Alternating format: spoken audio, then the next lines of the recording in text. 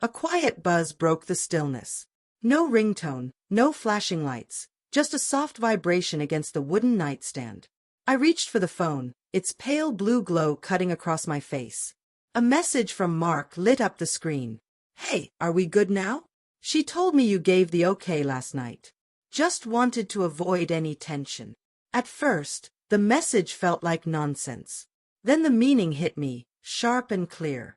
I didn't reply. I just stared, watching those 3 familiar dots blink, typing, pausing, starting again. "She said you were already emotionally checked out. That you knew. But if you're not okay with it, I'll back off." My thumb hovered above the screen, frozen. Then I locked the phone, set it down face first, and sat in the darkness beside her, listening to the rhythm of her sleeping breath. She'd taken my silence as agreement, twisted it into consent, just like she always did. "I'm sleeping with them," she'd said the night before. Her tone flat, like reading from a shopping list. "They're better than you," she added, smiling like it was a joke only she enjoyed. When I didn't shout, cry, or even raise my voice, she leaned in like she'd won. Like quiet meant surrender. "If you don't like it, leave. They're happy to keep me warm." That's when I really looked at her, not just the face I once loved, but the void behind her eyes. There was nothing there but a cold, smug fire. The look of someone who thought cruelty made her powerful. "All right," I said, my voice calm. No anger, no despair. Just a breath pulled from under the wreckage. She laughed when I walked out. She didn't notice I took something with me, something she'd overlooked. 3 names. 3 lies. Mark, Derek, Lewis. All grinning in my living room over the last month, all pretending I couldn't see the cracks. They thought they were clever. They weren't. The unfamiliar scent lingering on her clothes. The 2 a.m. texts. The wrong name whispered in her sleep. I said nothing.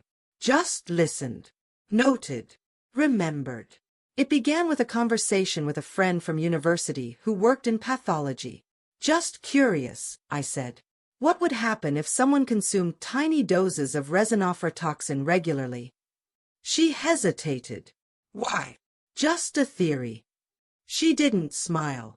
Then came the gym story. Derek swore he'd been there. I pulled the surveillance footage. He wasn't. He had, however, turned up nearby, 20 minutes before she did. I never confronted them.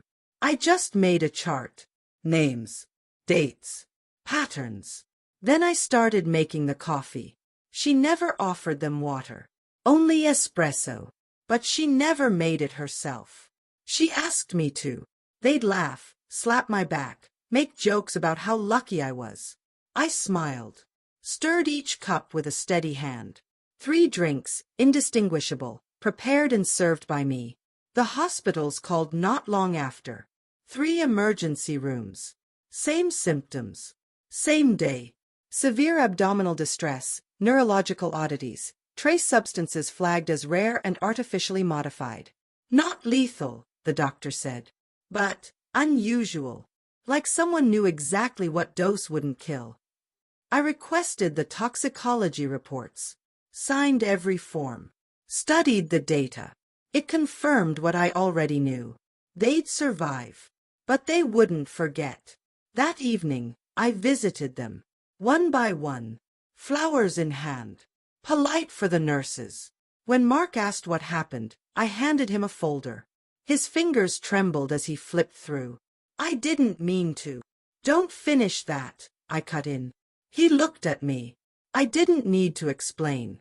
He reached the page marked intentional trace ingestion, and everything clicked.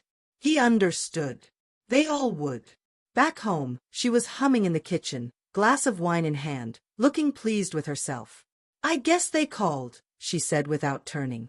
I told them you might act weird about it, but not dangerous.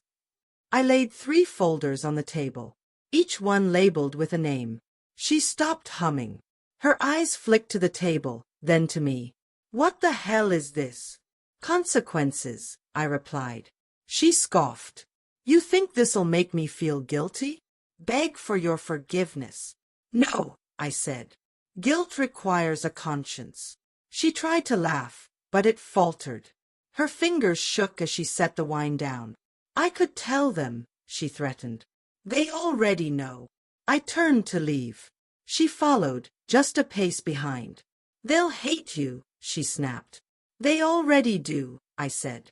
Just not the way you thought. I stopped at the door and looked back. You used love like a weapon. I used precision. I didn't smash anything, didn't scream or destroy her things. I left everything untouched, because decay deserves to be visible. It should linger, a reminder, a stain. I didn't block their numbers. Didn't answer either. Let silence speak for me. 3 men, 1 woman, all unraveling under the weight of a truth they had pretended not to see. Each one tasting the bitterness of betrayal, brewed and served by their own hands. As for me, I'm not angry. Anger is noise. And I've had enough of noise. Now, I wait for silence. It sounds like healing. Like justice. Like the final drop of poison, swallowed before you realize it was ever there, until the quiet settles in for good. Forever.